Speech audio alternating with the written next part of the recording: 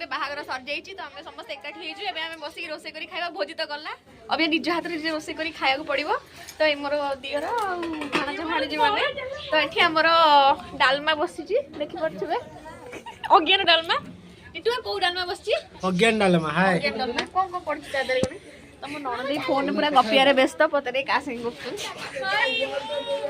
ଆମ ଭାଣିଜୀ କଣ କହୁଛନ୍ତି? Hello guys. ତ ଏଠି ଆମର ସମସ୍ତେ ବସିକି ଶାଗ ଛଡଉଛନ୍ତି। ଶାଗ ଆମର ଟିକେ ଶାଗ ଭଜା ହବ। ବାହାଘର ସରିଗଲା ତ କଣ କେତେ ଏନ୍ଜୟ କଲେ ଟିକେ ଆମେ ଟିକେ ସେୟାର କରିବା। ଇଏ ସାର୍ ଟିକେ କହିବେ ଭଲସେ। ସାର୍ କେମିତି କଣ ଏନ୍ଜୟ କଲେ? ମୋବାଇଲ ବନ୍ଦ କରି କୁହ ଟିକେ। କେମିତି ତାପରେ ଆମେ ହାଏ ଗାଇସ୍, ଆମେ ବାହାଘରରେ ବହୁତ ଏନ୍ଜୟ କଲୁ। କେତେ ଦୂର କେତେ କେତେ ଏତେ ଖଣ୍ଡ କରିଦେଇଛି। ଦିଦି ଇଏ ଆମର ଦିଦି ମୁଁ ଏତେ ଏନ୍ଜୟ କଲି।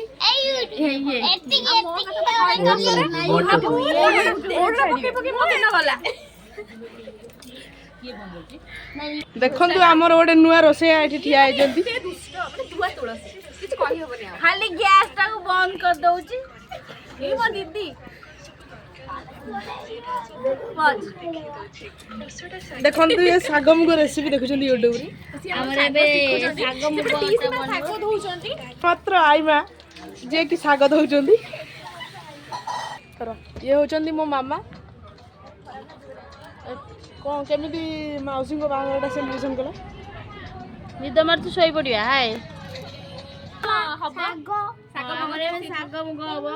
ଫାଷ୍ଟ ଆମେ ଏଠିକି ପାଣି ବସେଇବା, ତାପରେ ଡାଲି ମୁଗ ଡାଲିଟାକୁ ଭାଜିକି ଧୋଇକି ପକେଇବା। ତାପରେ ହବ ଆମର ଡାଲି ଅଧା ସିଝିଗଲା ପରେ ଡାଲିରେ ଲୁଣ ହଳଦୀ ପକେଇଦବା। ଡାଲିଟା ଅଧା ସିଝିଗଲା ପରେ ଆମର ପଡିବ କଖାରୁ, ଝୁଡଙ୍ଗ ଆଉ ବାଇଗଣ। ଏଇଟା ଅଜ୍ଞାନ ଡାଲମା ନା ଏଟା ଅଜ୍ଞାନ ଡାଲମା, ସେଟା ହବ ଶାଗ ମୁଗ। ପୁରା ଫୁଟୁଛି ଟୁକି ହେଇକି। ଆରେ ବା, ଡାଲମାର କି ବାସ୍ନା ହୃଦୟକୁ ଛୁଇଁ ଯାଉଛି ପୁରା। ପୁରା ହୃଦୟକୁ ଡାଲମା ଶାଗ ମୁଗ ଇଏ ଆମର ଆସିବେ ମ୍ୟାଡମ। ଇଏ କରିବେ ଆମର ଟମାଟୋ ଖଜିରି ହଉଛନ୍ତି ମୋ 2 ଜଣ ଭଉଣୀ। ମୋ ମାମୁଁ ଗୋଟେ ନୂଆ ଭାଷାଟେ ଶିଖୁଛେ, ଦେଖନ୍ତୁ। ମୁଁ ଜଣା ଭଳିଆ କହିବି ତମେ ଆଗରୁ ପୋଷ୍ଟ କରିବ ଓଡ଼ିଶା ମତେ କହିବେ ଜଣା ତମ ବ୍ଲଗ। ଦେଖନ୍ତୁ ଏଥିମଧ୍ୟରେ ଆମର ଗ୍ୟାସଟି ସରିଯାଇଛି ଏବଂ ତାକୁ ଖୋଲା ଯାଉଛି। ଏବଂ ଉପର ରୋଷେଇଆର ରୂପ ନେଇଛନ୍ତି ମୋର ଏକମାତ୍ର ଭଉଣୀ। ଆମର ଏବେ ଗ୍ୟାସ୍ ଟାଙ୍କିଟି ପଳେଇ ଆସିଛି ଉପରୁ। ଲଗେଇଦବା ଏବେ।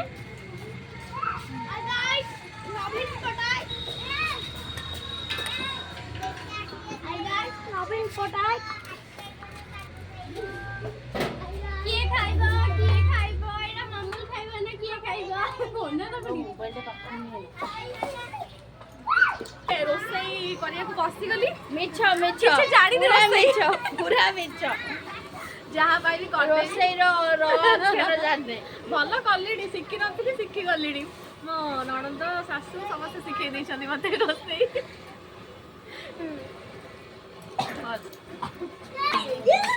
ତ ଏଠି ଆମର ବଚ୍ଚା ପାଟିଙ୍କର କେତେ ଜୋରେ ଝଗଡା ଚାଲିଛି ଦେଖନ୍ତୁ।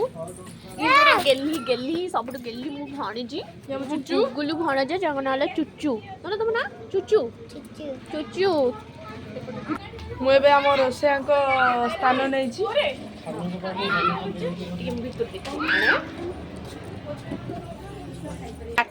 ମୁଁ ହେଲି ଦିଦିଙ୍କ ଲାଙ୍ଗୁଡ, ସେ ଯୁଆଡେ ମୁଁ ସିଆଡେ ପିଏ। ହଁ ତ କରୁଛି। ତ ମା ଆମର ଏଠି ଲାଉ କାଟୁଛନ୍ତି, ଦେଖିପାରୁଥିବେ କେତେ ସୁନ୍ଦର ଦେଖାଯାଉଛି। ଏଠି ଦିଦି ଆମର ଅଦା ଛେଚୁଛନ୍ତି। ଦିଦି କଣ ଗୋଟେ ରୋଷେଇ କରିବେ, ବୋଧେ ଖଟା କରିବେ, ଟମାଟୋ ଖଟା। ଆଜି ମୋ ମାଇଁ ଆଉ ପିଇସି ମାନେ ଏଠି ରୋଷେଇ କରୁଛନ୍ତି। ଦେଖନ୍ତୁ ଏଠି ଆମର ଅଜ୍ଞାନୀ ଡାଲମାର ଛୁଙ୍କ ସଇଲାଣି। ଏଠି ଆମର ଚୁଚୁ ଏଠି କୋଲା ପିଉଛି। ଆମର ଆଜି ସୋମବାର, ଆମର ସବୁ ନନଭେଜ ଭେଜ ସବୁ ଖାଇବେ। ସେଥିପାଇଁ ଆଜି ଆମର ପୁରା ଓଡ଼ିଆ ଘରର ଖାଇବା। ମୁଁ କିଛି କରିନି, ମୁଁ ଖାଲି ବସିଛି।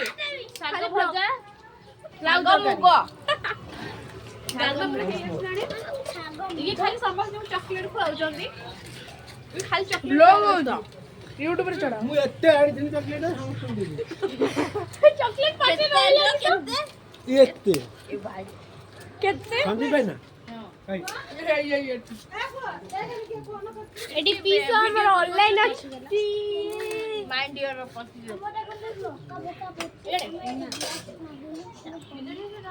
ହଉନି। ଆପରେ କ'ଣ ହବ? ଶାଗ ତିଆରି ହବ ନା? ଆମର ଆଜି ନନଭେଜ ଡାଲମା ହେଇଛି, ସମସ୍ତେ ଖାଇବେ। ଆଜି ସୋମବାର। ମୁଁ ଜୀବନରେ ନନଭେଜ ଡାଲମା ଶୁଣୁନଥିଲି। ଏ ଡାଲମା ତ ଭେଜ, ପୁଣି ନନଭେଜ କୁଆଡୁ ଆଇଲା? ଆଜି ବ୍ଲଗ ହଉଛି। ଦିଦି ଏଠି ଗପୁଛନ୍ତି, ତାଙ୍କ ସ୍ୱାମୀଙ୍କ ସହିତ ପୁରା ବ୍ୟସ୍ତ ଅଛନ୍ତି। ଦିଦି କୁଆଡେ ଗପ ହଉଛି? ପଚିଦେବୁ। ଆଚ୍ଛା ଆଚ୍ଛା ଆଚ୍ଛା। ଓହୋ, ନଣନ୍ଦ ଏଇ ଫୋନ ଭିଡିଓ କଲ୍ କରୁଛନ୍ତି। ନଣନ୍ଦଙ୍କର ଗପ ଚାଲିଛି। ଡାଲମା କେତେବେଳେ ଗଲା? ଡାଲମା କମ୍ପ୍ଲିଟ ହେଇଗଲାଣି। ଆମର ଏବେ ଶାଗ ଭଜା ହେବ, ଆଉ ଲାଉ ତରକାରୀ ହବ, ଆଉ ତାପରେ ତ ଆମେ ବସିକି ସମସ୍ତେ ଖାଇବୁ। ଆଉ କ'ଣ? ଖଟା ବି ହବ। ଖଟା କମ୍ପ୍ଲିଟ ହେଇଗଲାଣି, ଭାତ ହେଇଗଲାଣି। ଆମର ଏବେ ଖାଲି ଶାଗ ଭଜା ହବ, ଲାଉ ତରକାରୀ, ତାପରେ ଖାଇବାର ଟାଇମ୍ ହେଇଯିବ। ସମସ୍ତେ ବସିକି ଖାଇବୁ, ବହୁତ ମସ୍ତି ସମସ୍ତେ କରିବେ। ଆଉ ବାସ୍ ଆଜି ଅଜ୍ଞାନ ଡାଲମା। ଆଜି କିଛିଟା ଆମର ବନ୍ଧୁବାନ୍ଧବ ଘରକୁ ବି ପଳଉଛନ୍ତି। ବହୁତ ଦୁଃଖ ଲାଗୁଛି ଦିଦି, କାନ୍ଦିବା। ଆମେ ଏବେ ଯୋଉ ଡାଲମାରେ ବନେଇବାକୁ ଷ୍ଟାର୍ଟ କରୁଛୁ। ଏବେ ତାକୁ ଗୋଳେଇଲେ ଶାଗ ବଢି ପକେଇ ଭାତ। ତ ଏବେ ଆମର ଗ୍ୟାସ୍ ପୁରା ଆମର ଏବେ ଗ୍ୟାସ୍ ଖାଲି ପଡିଛି। ଚାଉଳ ଆସିବ, ପାଣି ଆସିବ, ତେବେ ଭାତ ରନ୍ଧା ହବ। ଗ୍ୟାସ୍ ଦେଖା ହେଲା। ଗ୍ୟାସ୍ ଜଳୁଛି ତ ଦେଖାଯିବ। ଅଜ୍ଞାନ ଡାଲମା ଆମର ଡାଲମାଟା ପୁରା ପ୍ରସ୍ତୁତ ହେଇଯାଇଛି। ପୁରା ମହକୁଛି। ମୋବାଇଲରେ ତ ବାସ୍ନା ହବନି, ତଥାପି ଖାଲି ଟେଷ୍ଟ ଦେଖିଦେବେ।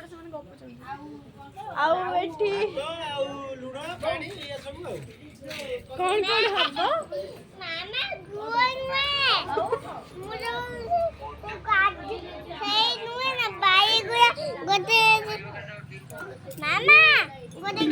ଖାଇ ପିଇକି ଆମେ ବାହାରିବୁ ଆଉ କୁନି ଭଣଜା କ'ଣ କହିଯାଉଛନ୍ତି ତାଙ୍କ ମାମାଙ୍କୁ କିଛି ବୁଝି ହଉନି। ସେଇଟା ଗନ୍ଧ ହେଲା। କ'ଣ କହୁଛ? କିଛି ବୁଝି ହଉନି ତମ ଭାଷା। ଅଛନ୍ତି ସେଇଟା ଆଣି ପୋଛି ଧନ ମୋର କାନାଡା କ'ଣ କନ୍ନଡ଼ ଜାଣିଛନ୍ତି ନା? କଡ଼ର କଥା କହିଦେଲେ କହିଦିଆ।